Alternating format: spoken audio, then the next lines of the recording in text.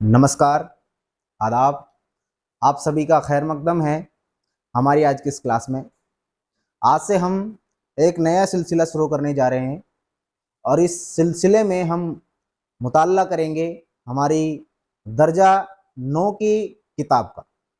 और इस किताब में जितने भी असबाक शामिल होंगे उन सभी का हम एक के बाद एक मुताल्ला करेंगे।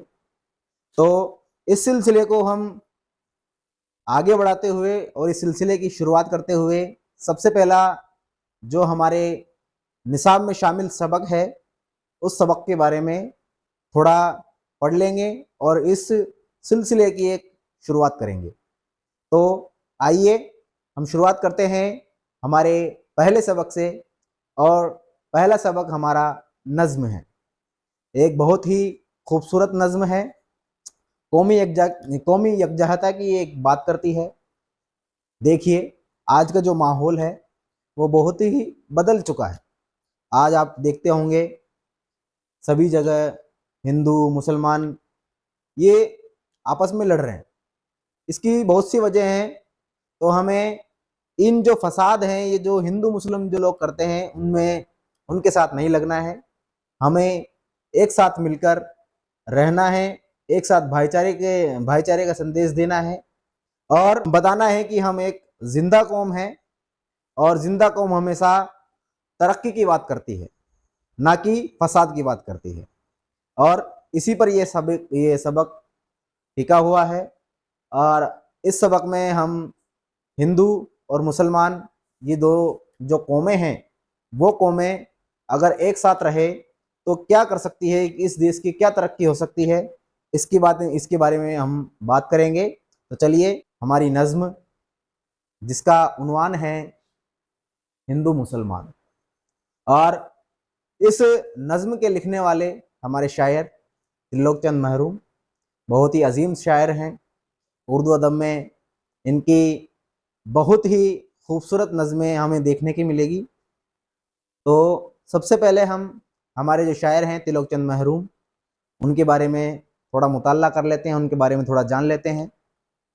चलिए, त्रिलोकचंद महरूम आज के हमारे शायर त्रिलोकचंद महरूम, इनकी पैदाइश 1887 में पैदा हुआ और 1966 में इनकी वफात हो गई।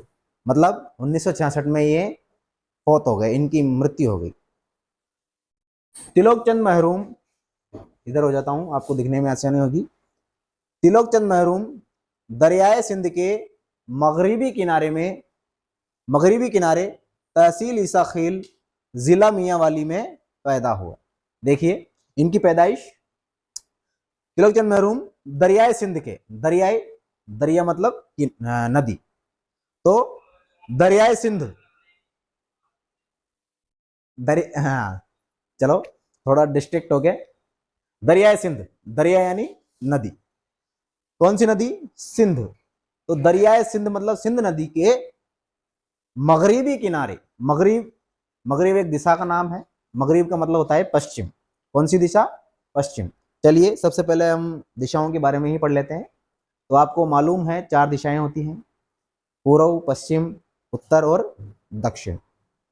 तो पूर्व आपको पता है नॉर्थ हमेशा ऊपर होता है, ये साउथ है दक्षिण, और ये पूरब है और ये पश्चिम। ठीक है, तो सबसे पहले हम देख लेते हैं पूर्व। पूर्व को कहते हैं मशरिक। क्या कहते हैं? मशरिक। ठीक है, पहली जो हमारी दिशा होगी वो मशरिक। इसका उलट मतलब पश्चिम, इसको कहते हैं मगरिब। क्या कहते हैं? मगरिब। अब अपन चलते हैं उत्तर की ओर। उत्तर को कहते हैं शुमाल। क्या कहते हैं? शुमाल। आगे बात समझ में। और अब दक्षिण की तरफ आते हैं तो दक्षिण को कहते हैं जनूब। क्या कहते हैं बेटा? जनूब। तो आपको ये चारों दिशाओं के बारे में मालूम हो गया होगा। मशरिक पूर्व, मगरिब पश्चिम, शुमाल उत्तर, और जो लास्ट की है जनूब यानी दक्षिण। तो कह रहे हैं, आगे बढ़ते हैं, वापस आते हैं इस पे। तिलोक चंद महरूम दरियाए सिंध के मगरिबी किनारे, मतलब सिंध नदी के पश्चिमी किनारे, तहसील ईसा खेल, तहसील कौन सी, ईसा खेल, और जिला मियांवाली में पैदा हुए। कौन सा जिला, मियांवाली। ये मियांवाली जो जिला है वो पंजाब, जो आज का पाकिस्तान है उसके पंजाब प्रांत में पड़ता है।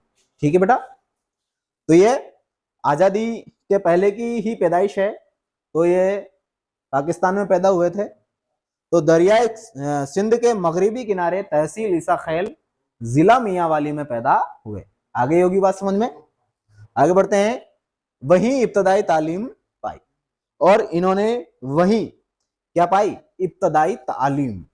इब्तदाई तालीम, इब्तदाई का मतलब होता है शुरुआती। इब्तदाई का मतलब क्या होता है बेटा, शुरुआती। ठीक है बेटा, आगे बात समझ में। इब्तदाई के क्या मायने हैं, शुरुआती। तो इन्होंने शुरुआती तालीम कहां पाई, वहीं जहां ये पैदा हुए। फिर बीए की सनद हासिल की। फिर क्या किया बेटा इन्होंने, बीए की सनद हासिल की। सनद, एक जो लफ्ज आया है सनद, क्या आया है, सनद। सनद का मतलब होता है डिग्री। मतलब इन्होंने बीए की डिग्री हासिल की, और 1908 में मिशन हाई स्कूल डेरा इस्माइल खां में उस्ताद के ओहदे पर तकर्रुर हुआ। वैसे तो हुए आना चाहिए था, लेकिन कोई बात नहीं है, हुआ आया। तो देख लेते हैं 1908 में क्या हुआ है। मिशन हाई स्कूल डेरा इस्माइल खां में उस्ताद के ओहदे पर तकर्रुर हुआ। मतलब ये 1908 में जो मिशन हाई स्कूल है, जो डेरा इस्माइल खां में है, मतलब पाकिस्तान में ही है, उसमें उस्ताद के ओहदे पर तकर्रुर हुए। उस्ताद यानी शिक्षक के ओहदे, ओहदा मतलब जानते ही हैं आप, ओहदा का मतलब होता है पद। तो शिक्षक के पद पर क्या हुए, तकर्रुर हुए। तकर्रुर, तकर्रुर का मतलब होता है आसीन हुए, है ना, मतलब उस पर ज्वाइन हुए, अपॉइंटमेंट हुए। ठीक है, तो मतलब ये क्या बन गए, उस्ताद बन गए एक तौर पर। 1944 से 1947 तक कार्डन कॉलेज रावलपिंडी में उर्दू फारसी के लेक्चरर रहे। कार्डन कॉलेज जो रावलपिंडी में पड़ता है, उसमें उर्दू और फारसी के लेक्चरर रहे। मतलब तकसीम हिंदुस्तान से पहले, तकसीम हिंदुस्तान मतलब हिंदुस्तान के बंटवारे से पहले ये पाकिस्तान में ही रहे, और पाकिस्तान के ही रावलपिंडी में उर्दू और फारसी के ये उस्ताद रहे। ठीक है, अब देते हैं, जैसे ही तकसीम हुई हिंदुस्तान की, तो ये कहां जाते हैं, हिंदुस्तान आ जाते हैं। देखिए 1948 में कैंप कॉलेज दिल्ली में उर्दू के लेक्चरर बने, और ये तकसीम हिंदुस्तान के बाद में हिंदुस्तान आ गए हैं, और 1948 का जमाना है। इस जमाने में ये कैंप कॉलेज दिल्ली में उर्दू के लेक्चरर बने, और यहां आकर ये उर्दू के लेक्चरर बन गए। कहां, कैंप कॉलेज दिल्ली में। आ रही है बात समझ में। शेर व शायरी का शौक बचपन से था। देखिए, इससे पहले हमने 10वीं क्लास में पढ़ा था इस्माइल मेरठी के बारे में, तो उसमें भी ये बात कही गई थी उनके बारे में कि इनको भी, जो इस्माइल मेरठी हैं, उनको भी शेर व शायरी का शौक बचपन से था। ऐसे ही हमारे दूसरे शायर हैं तिलोक चंद महरूम, इनको भी शेर व शायरी का शौक बचपन से ही था। महरूम कादिरुल कलाम शायर थे। महरूम, महरूम इनकी क्या है, तखल्लुस है। महरूम इनका क्या है, तखल्लुस। सबसे पहले बात कर लेते हैं तखल्लुस। आपके जहन में आ रहा होगा तखल्लुस ये क्या बला का नाम है। तखल्लुस किसे कहते हैं, तखल्लुस होता है बेटा शायर का छोटा नाम, जो अपनी शायरी में इस्तेमाल करता है। तखल्लुस के क्या मानी होंगे, शायर का वह छोटा नाम जो अपनी शायरी में इस्तेमाल करता है। इनका नाम तो क्या है, तिलोक चंद महरूम, लेकिन यहां क्या लिखा हुआ है, केवल महरूम लिखा हुआ है। क्या लिखा हुआ है, महरूम लिखा हुआ है, और इसके ऊपर एक अलामत लगी हुई है, इसको कहते हैं तखल्लुस की अलामत। ठीक है, मतलब इनका छोटा नाम है महरूम। कह रहे हैं कि महरूम कादिरुल कलाम शायर हैं। कादिरुल कलाम, कादिरुल कलाम एक लफ्ज है जो 3 लफ्जों से मिलकर बना है। अल्फाज एक जो 3 लफ्जों से मिलकर बना है, कादिर उल कलाम। कादिर, कादिर का मतलब होता है जो निपुण होता है। निपुण मतलब हर काम में एक्सपर्ट होता है जो, एक्सपर्ट बंदे को क्या कहते हैं? कादिर कहते हैं। क्या कहते हैं? कादिर। तो कादिर उल कलाम, कलाम का मतलब होता है बातचीत करना। कलाम का क्या मायने होते हैं? बातचीत। तो कादिर उल कलाम का क्या मतलब हुआ? जो बात करने में क्या हो? एक्सपर्ट हो, मतलब जो बोलने में एक्सपर्ट हो। आ रही बात समझ में? कादिर यानी जो एक्सपर्ट हो। उल कलाम, उल जोड़ने के लिए आया है, इन दोनों अल्फाजों को मिलाने के लिए आया है। कलाम का मायने होते हैं बातें करना, है ना? तो आपको बात समझ में आ गई। कादिर उल कलाम का मतलब हुआ जो बोलने में एक्सपर्ट हो। ठीक है, कह रहे हैं कि मरहूम कादिर उल कलाम शायर थे। जो मरहूम है वो बोलने में एक्सपर्ट वाले शायर थे, मतलब वो ऐसे शायर थे जो बोलने में एक्सपर्ट थे। आ रही है बात समझ में? उन्होंने कई शहरी असनाफ में अपनी सलाहियतों का इजहार किया है। देखिए, उन्होंने कई शहरी असनाफ, शहरी असनाफ मतलब, शहरी का मतलब होता है शायरी, और असनाफ जो लफ्ज है वो जमा है सिन्फ की। किसकी जमा है बेटा? सिन्फ की। किसके जमा है? सिन्फ की। और सिन्फ का मायने होते हैं शैली। शैली कह दो, प्रकार कह दो। ठीक है, प्रकार, काइंड।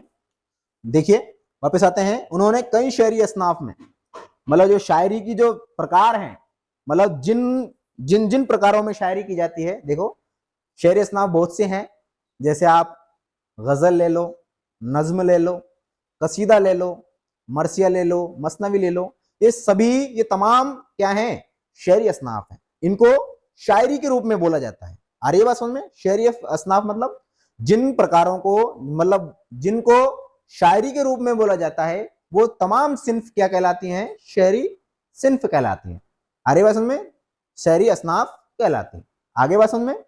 शायरी की तरह है जिसमें बोला जाता है, जिनको शायरी के रूप में बोला जाता है, वो सभी असनाफ किस में आती हैं? शहरी असनाफ। आगे बात समझ में? चाहे वो नज़म हो, गजल हो, कसीदा हो, मरसिया हो, मसनवी हो, रुबाई हो, कता हो, शहर आशूब हो, ये सभी तमाम जो असनाफ हैं ये किस में आती हैं? शहरी असनाफ में आती हैं। आगे बात समझ में? इजहार है, इनका कलाम रुबाइयात महरूम गंजे मुआनी के नाम से शाये हो चुका है। और इनका जो कलाम है वो किसके नाम से शाये हो चुका है? रुबाइयात महरूम। रुबाइयात किसकी जमा है? रुबाई। ठीक है, मैंने अभी आपको बताया था ना कि शहरी असनाफ जिसमें आया था रुबाई, तो ये भी एक सिन्फ है रुबाइयात महरूम, यहाँ इसी नाम से इन्होंने रुबाई लिखी थी। ठीक है, रुबाइयात महरूम गंजे मुआनी के नाम से शाये हो चुका है। इनके कलाम किन किन नाम से शाये हो चुके हैं? रुबाइयात महरूम और गंजे मुआनी। उम्मीद करता हूं कि आपको ये पूरा जो हमारा आज के शायर हैं तिलोक चंद महरूम, उनके बारे में जो कुछ भी बताया वो आपको समझ में आ गया होगा।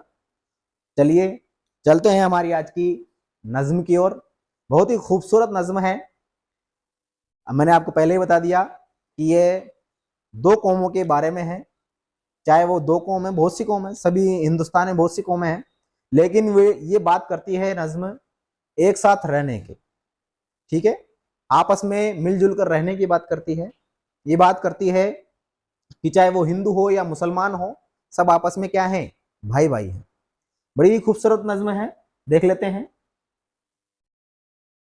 देखिए, इसका उन्वान ही है हिंदू और मुसलमान। ठीक है, इसको मिटा देते हैं, हिंदू मुसलमान। इधर से पढ़ाने में थोड़ी आसानी होगी। हिंदू मुसलमान है भाई भाई। देखिए, हिंदू और मुसलमान क्या हैं? आपस में भाई भाई हैं। तफरीक कैसी कैसी लड़ाई। इन दोनों में तफरीक, एक लफ्ज आया है तफरीक।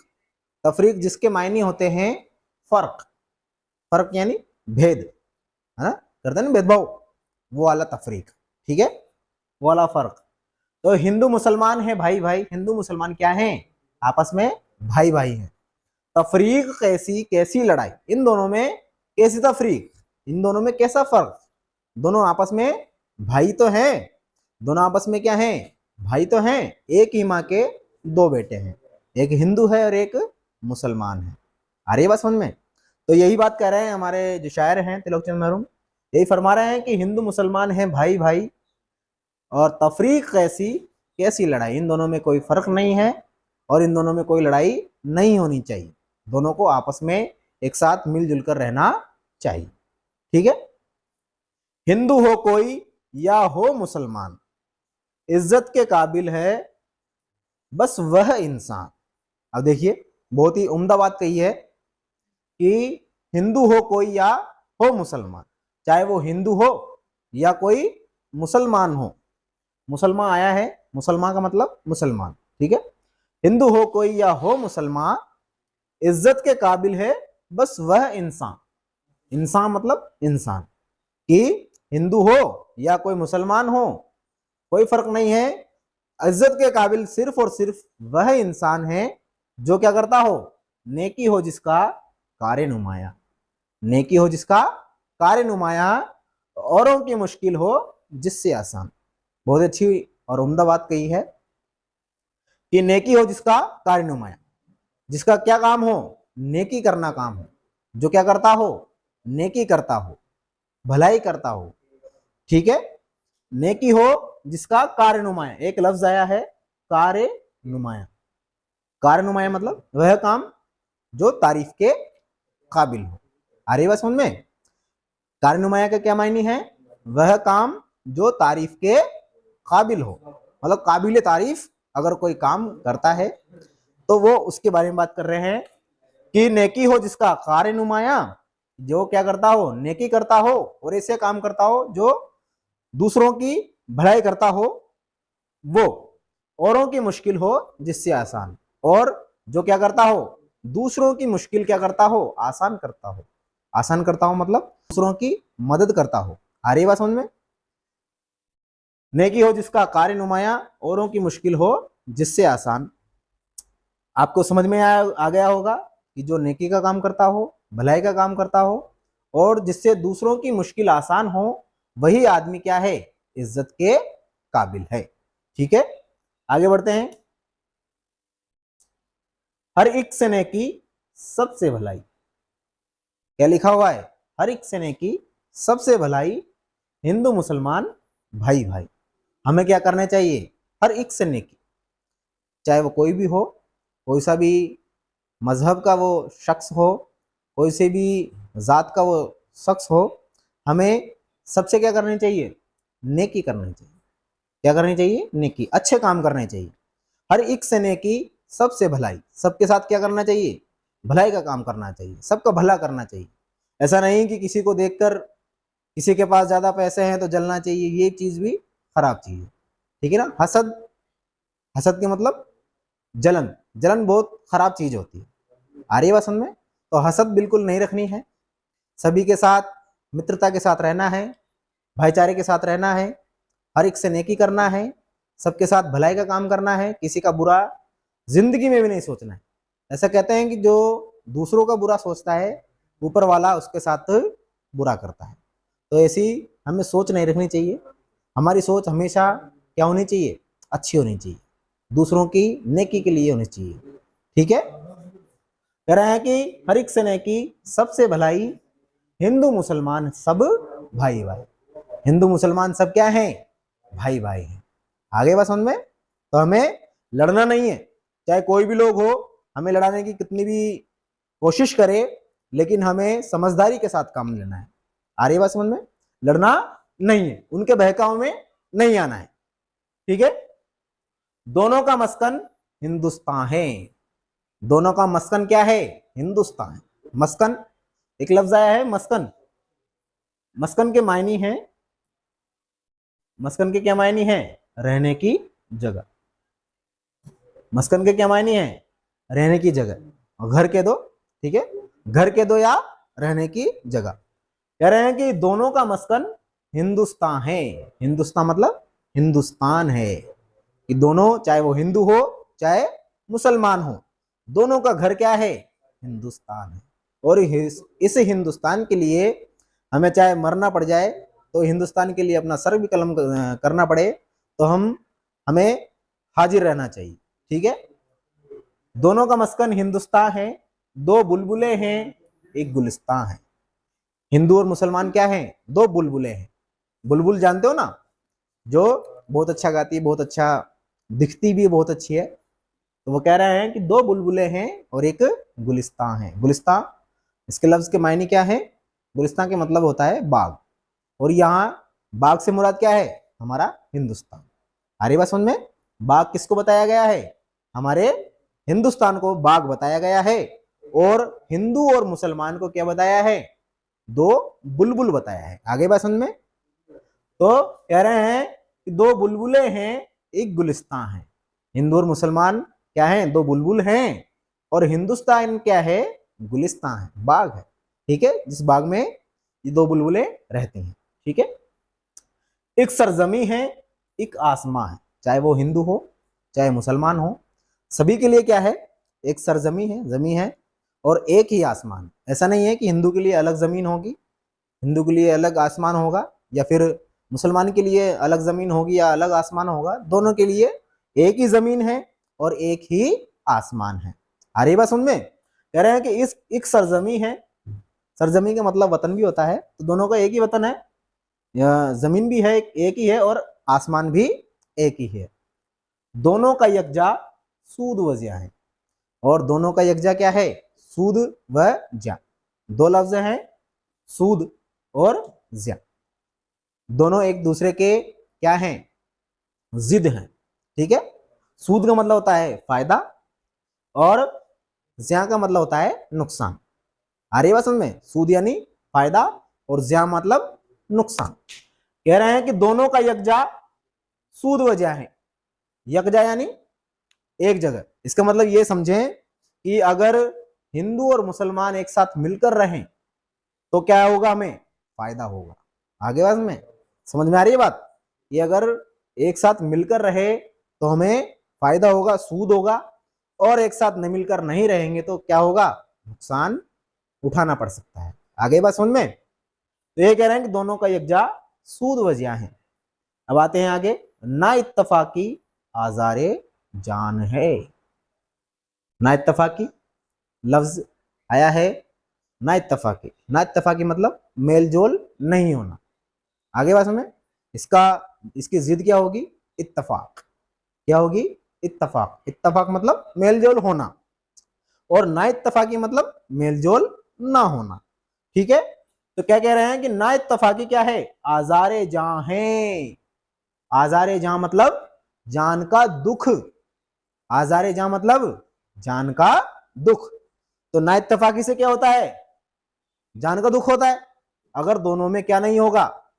मेल जोल नहीं होगा, मेल मिलाप नहीं होगा, दोनों एक दूसरे से इत्तेफाक नहीं रखेंगे तो क्या होगा? झगड़े होंगे। जाहिर सी बात है, झगड़े होंगे, और झगड़ों से क्या होता है? हमेशा नुकसान ही होता है, फायदा नहीं होता। आगे बात समझ में? तो यही कह रहे हैं कि ना इत्तेफाकी क्या है? आजारे जान है, जान का दुख है। इससे हमें दुख ही उठाने पड़ेंगे, इससे हमें मुश्किल ही होगी। ठीक है, तो ना इत्तेफाकी नहीं रखनी है, इत्तेफाकी जरूर रखनी है। ठीक है, मिलजुल के रहना है कामरानी, हिंदू मुसलमान कौमें पुरानी। बहुत ही अच्छा एक संदेश दिया है। सबसे उम्दा लाइन यही है, मिलजुल के रहना है कामरानी। एक लफ्ज आया है कामरानी। क्या आया है? कामरानी। मैं आपको दिख नहीं रहा होगा, बता देता हूं। एक लफ्ज आया है कामरानी। कामरानी का मतलब होता है कामयाबी। कामरानी का क्या मतलब होता है? कामयाबी। कह रहे हैं कि मिलजुल कर रहना ही क्या है? कामयाबी है। मिलजुल कर रहना ही क्या है? कामयाबी है। मिलजुल के रहना है कामरानी, मिलजुल कर रहना ही क्या है? कामयाबी है। हिंदू मुसलमान कौमें पुरानी, और हिंदू मुसलमान क्या है? पुरानी कौमें हैं।